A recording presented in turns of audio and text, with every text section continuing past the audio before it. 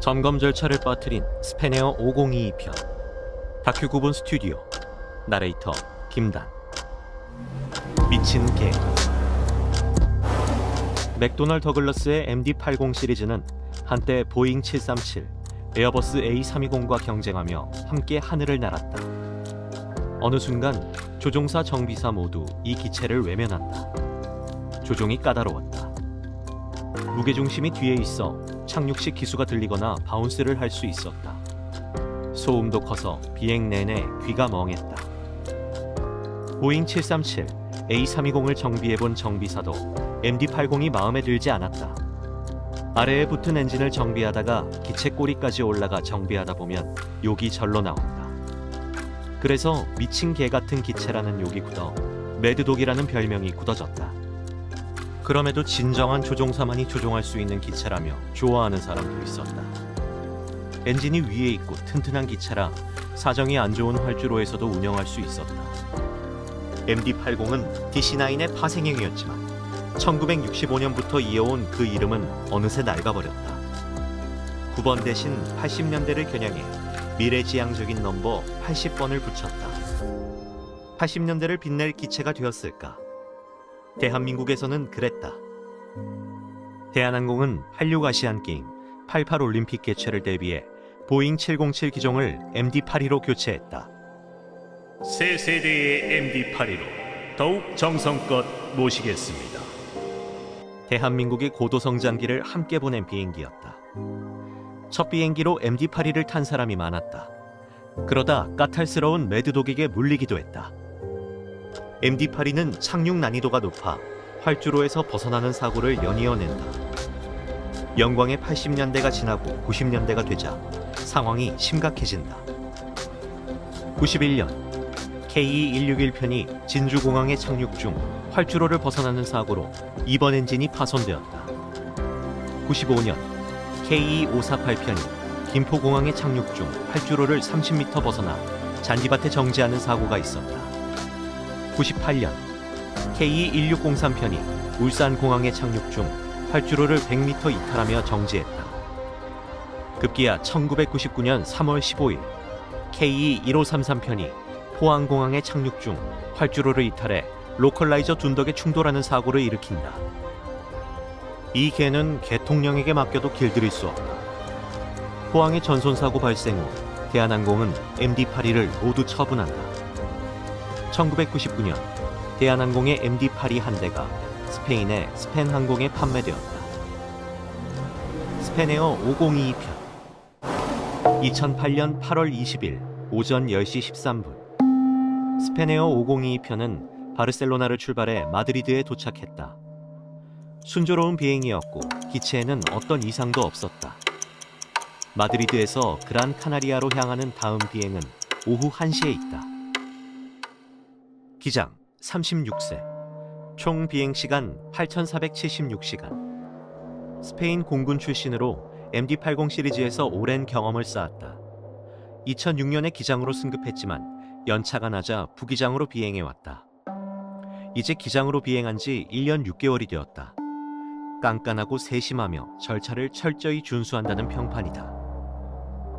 부기장 31세, 총 비행시간 1276시간. 상업용 면장을 딴 후 불황 때문에 취업이 쉽지 않았다.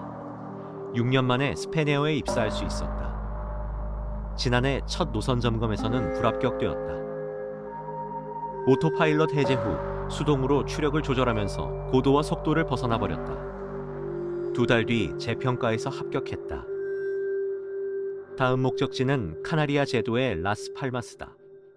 휴가를 떠나는 승객들도 들떠있지만 부기장도 기분이 좋다. 오늘 비행이 끝나면 마요르카로 가서 여자친구와 휴가를 보낼 계획이다. 고장. 게이트를 떠나 36L 활주로를 향한다. 전면에는 슬랫, 후면에는 플랩이 있다. 이착륙 시에 펼치면 날개의 표면적이 늘어나 더 낮은 속도로도 비행할 수 있다. 조종사가 계획한 플랩은 11도다. 활주로에 진입하기 전까지는 아무런 문제가 없었다. 기체 외부 온도가 공항의 실제 기온보다 훨씬 높다. 무려 104도까지 올라왔다. 자동 추력 장치가 엔진을 과열시키지 않기 위해 최대 추력값을 낮춰 이륙할 수 있는 추력이 나오지 않는다. 수동으로 비행할 것인가? 다른 문제도 있을 수 있다. 기장은 정비센터에 문의한다. 정비사와 의논해 회로 차단기를 작동시켰지만 문제가 해결되지 않았다. 이륙을 포기하고 돌아올 수밖에 없다. 엔진을 끄기 전 플랩과 슬랫이 다시 올라온다. 정비사들이 올라와 기체를 확인한다. 비행 중 센서가 얼지 않게 가열하는 프로브 히터가 켜져 있었다. 정상이라면 공중에서만 작동하고 지상에서는 작동하지 않아야 한다. 정비 매뉴얼에는 이 상황에 대한 내용이 없다. 히터를 끌 수도 없다. 승객들은 엔진이 꺼져 에어컨이 작동하지 않는 기체에서 1시간을 기다렸다. 라스팔마스의 휴양지에 있어야 하는데 찜통 사우나 안에서 고통받는다. 기장은 객실 상태를 살핀다. 객실이 덥지 않은지 확인해주세요. 승객만큼 조종사도 짜증이 난다. 어차피 비행 중 결빙이 있을 날씨도 아니지 않나. 최소 장비 목록 30장 8항에는 비행 중 결빙이 예상되지 않으면 가열 시스템이 작동되지 않아도 운항할 수 있다고 하네요. 정비사는 감독관에게 전화해 동의를 받는다. 회로 차단기 줄로 29번을 뽑고 비행하시죠. 알겠습니다. 오늘 비행을 마치고 정비하기로 결정한다. 외부 온도 측정기에는 작동 불가 딱지가 부착된다. 자동 추력 장치를 사용하지 않고 수동으로 비행하면 된다. 플렉스 이륙은 할 수 없겠습니다. 반복. 문제의 원인은 로미오 2-5 릴레이의 고장이었다. 지상이 아니라 비행 중으로 인식해 비행 중에만 가열되는 장치가 작동되었다. 비행 중이라고 착각하고 있다면 이륙 중 플랩과 슬랫의 상태를 알리는 이륙 경고 시스템도 작동하지 않는다. 그 사이 부기장은 휴가를 같이 보내기로 한 여자친구에게 휴대폰으로 전화를 건다. 아직 마드리드야. 마요르카에는 좀 늦게 도착할 것 같아. 그래, 일정을 변경해야 해. 점프시트에는 객실 승무원이 앉았다. 릴레이는 교체했어요? 아니요, 끄고 비행할 겁니다. 다시 가열은 안 될 겁니다. 기장은 연료를 보충하는 걸 지켜보고 왔다. 이제 점검 절차를 다시 진행한다. 1시간 전에 한 일을 또다시 고스란히 반복한다.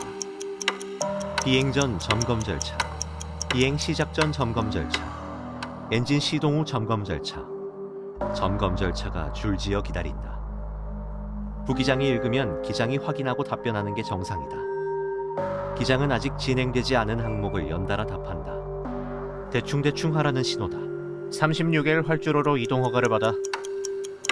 기장은 점검 절차를 진행하다 말고 이동 허가를 받으라고 지시한다. 점검 절차가 도중에 멈췄다. 진행하지 않은 항목은 플랩과 슬랫 설정이다. 수동 이륙에 필요한 추력을 계산해봐. 1.95입니다. 라운드, 36일 활주로로 이동하려면 대기해야 합니까? 바로 갈 수 있습니다. 플랩과 슬랫을 내리지 않고 이동을 시작했다. 이동 중에도 이동 점검 절차가 진행된다. 여기에도 플랩 설정이 있다. 그러나 이번에도 점검 절차가 진행되지 않는다. 스페네오 502 다음 순서입니다. 36L 활주로로 이동하여 대기하세요. 36L로 이동해서 대기합니다. 다음 한 번의 점검 절차가 남았다. 이륙 전 점검 절차다. 이륙 중단을 대비한 내용들이 담겨 있고 플랩과 슬랫을 확인하는 내용도 있다. 마지막 항목입니다. 무게중심 8, 플랩 11도, 정렬 11, 수납. 슬랫도 플랩도 펼쳐져 있지 않다. 부기장은 타성에 젖어 확인하지도 않고 넘어갔다. 이륙. 앞순서 비행기가 이륙했다. 드디어 차례가 왔다. 스페네오 502 풍향 210도 풍속 5노트 36L 활주로에서 이륙 허가합니다. 36L에서 이륙 허가 받았습니다. 조종은 부기장이 맡는다. 센서를 꺼두었으니 자동 추력 장치는 작동하지 않는다. 부기장은 추력 레버를 계획한 수치 1.95 EPR에 맞춰 작동시킨다. 60노트, 100노트, B1, 로테이트. 상승 각도는 14도. 평소보다 조종간이 가볍다. 갑자기 조종간이 흔들리며 실속 경고가 나온다. 엔진 고장인가? 경고음을 어떻게 끄실까? 실속 경고음은 끌 수가 없다. 플랩과 슬렛을 내리지 않은 상태에서의 실속 속도는 170노트. 원래 계획대로 플랩을 11도, 슬렛을 중간으로 내렸다면 실속 속도는 123노트다. 실속이 되자 까탈스러운 MD-82는 불안정한 자세를 취하며 오른쪽으로 32도 기운다. 오른쪽 날개가 지면에 닿으려 한다. 부기장은 추력 레버를 최대로 민다. 기술을 낮추거나 플랩을 내려야 한다.